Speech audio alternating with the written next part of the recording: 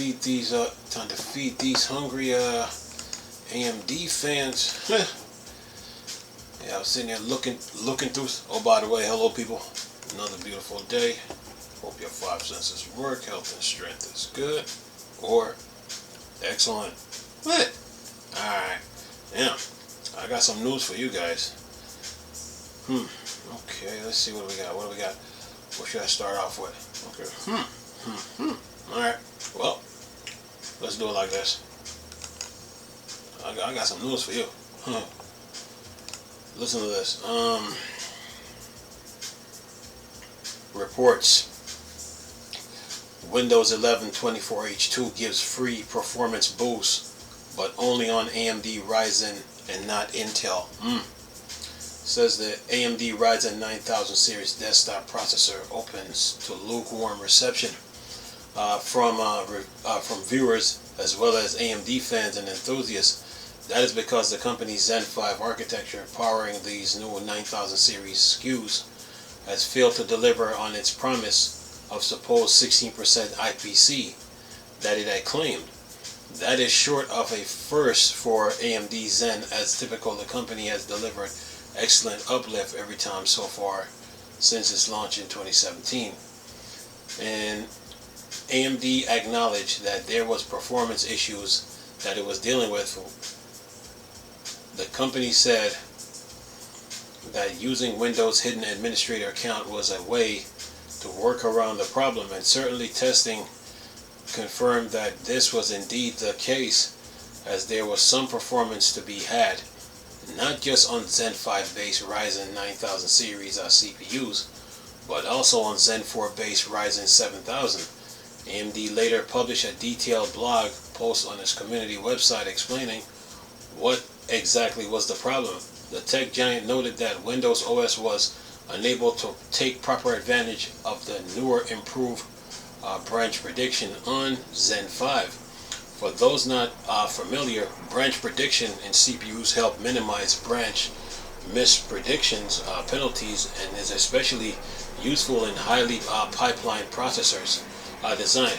And it says AMD said that the upcoming Windows 11 version 24H2, then it says in parentheses, note that it is already available for Copilot plus PC, close parentheses, will address the problem head on, and users should find themselves in the middle of improved performance once they upgrade to Windows 11 24H2 from an earlier version. The company also made some performance claims, mainly in the case of gaming, but adds UL Pro Scion Office 2. Today, YouTube channel Hardware Unbox HW ran multiple tests on games to see how much of an uplift Windows 11 24H2 could bring to AMD's chips. It measures the Ryzen 7 9700X Zen 5 and the 7700X Zen 4, and the two CPU exhibited an impressive average performance boost of 11% and 10% respectively versus Windows 11 24H3. And then it says it is noteworthy here that games were run at 1080p, and hence the actual uplift in performance may be even bigger, as I previously explained in my editorial. How long resolution tests can help accurately measure CPU performance in games. And then it says, meanwhile, Intel did not see any improvement, suggesting that an upgraded to 24H2 may not be worth it, at least from the performance standpoints. And then source and image HW YouTube. I'll leave the link. Now we got about, I think, 13 comments here. You know how these AMD nerds get into it. Let's see what they're talking about here. Ready?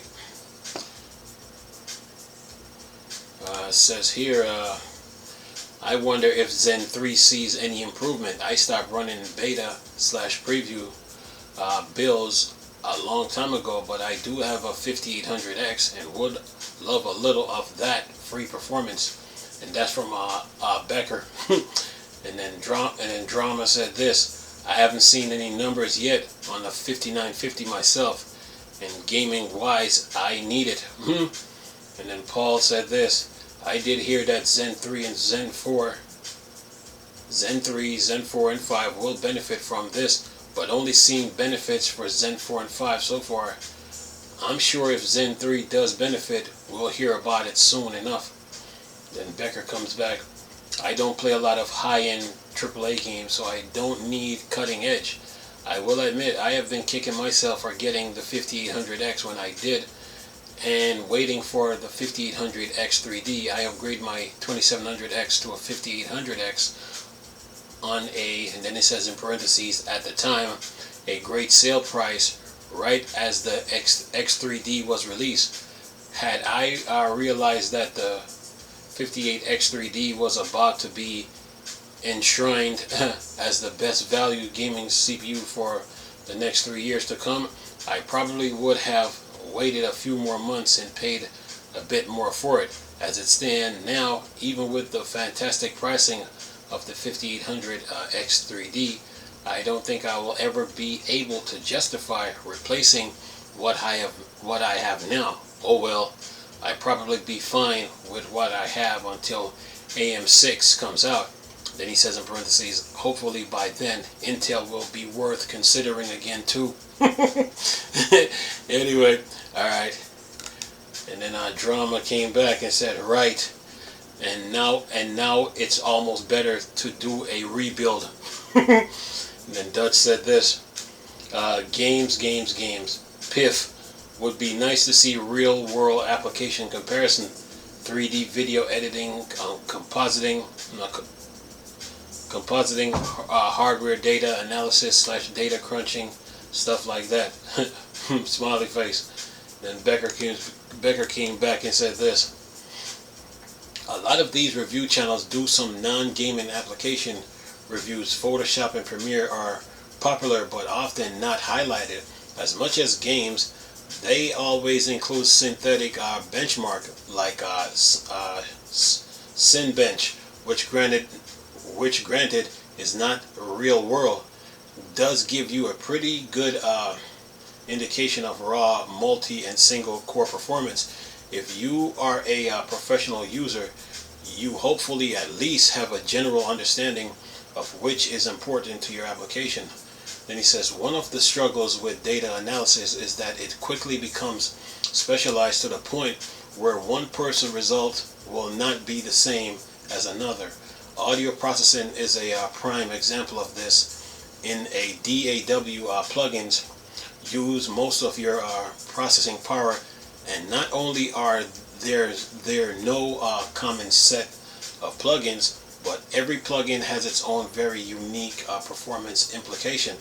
Data performance is also all over the board. On some databases, I/O is the clear bottleneck, other memory and other CPUs. I am not even talking about Oracle, SQL Server, and MySQL. I mean even on the same engine, different data structures and usage patterns have widely different performance implication. There's some truth. That is true. Then Guilfoyle said this. Even the game reviews basically sucks. Using a 4090 and running tests at 1080p on CPU benchmark is just lame. I get why they do this, so the GPU is not a bottleneck, but anyone buying a high-end CPU / GPU is not going to use 1080p.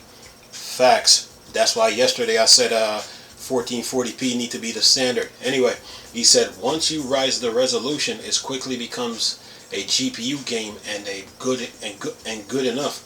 CPU is all you need. And then Reister said this.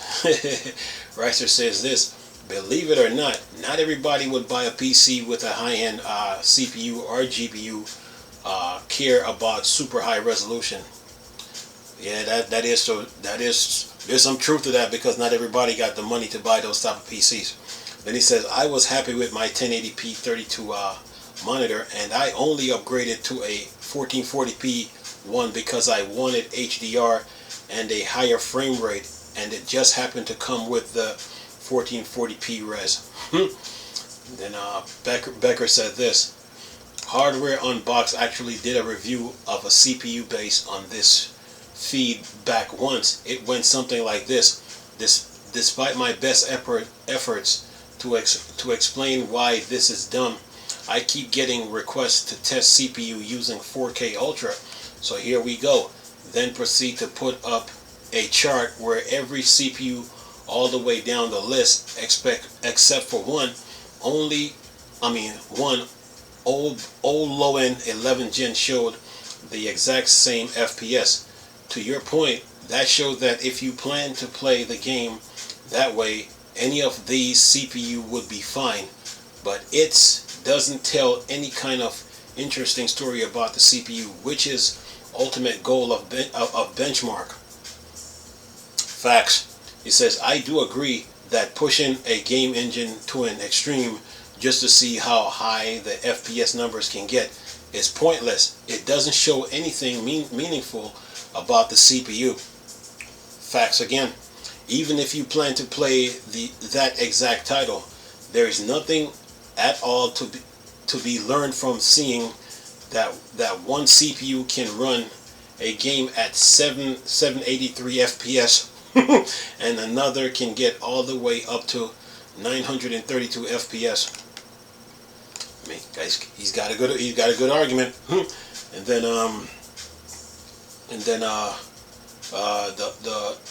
the Euchre said this: Does anyone know where Insider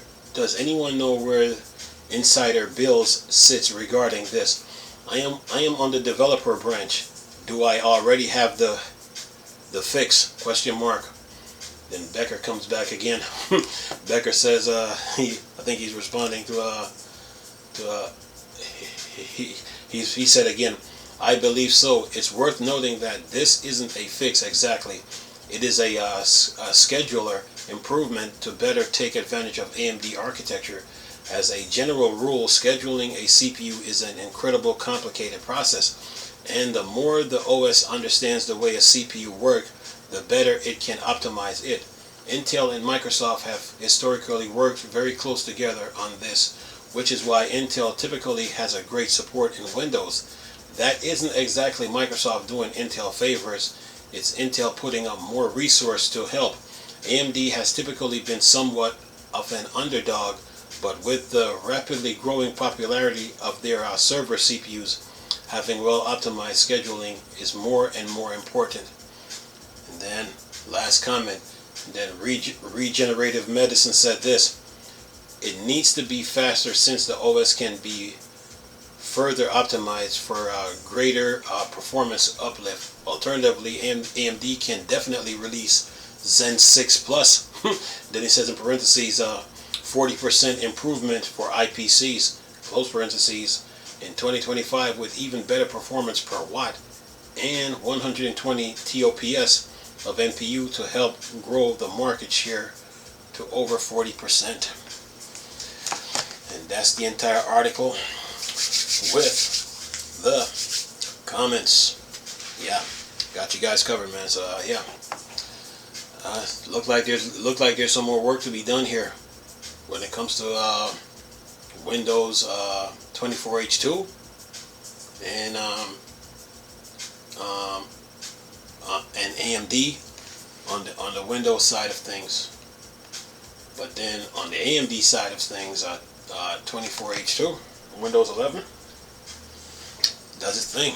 But in the comment sections, those readers, man, they're sharing their opinions, you know. Yeah. So the tech industry moves along, you know. Yeah. There's some more work to be done on this, you know. And each one of these commenters, they brought up some interesting points, you know. You know, about CPU testing, GPU, all that. Yeah. Good information though. But other than that, you AMD fans are good for now till I can find something new. Anyway, I'm gonna leave this video if y'all do enjoy though. Nice talking to you people again. Chris, still Star Wars, Star Trek, Dark Side. Go. Peace.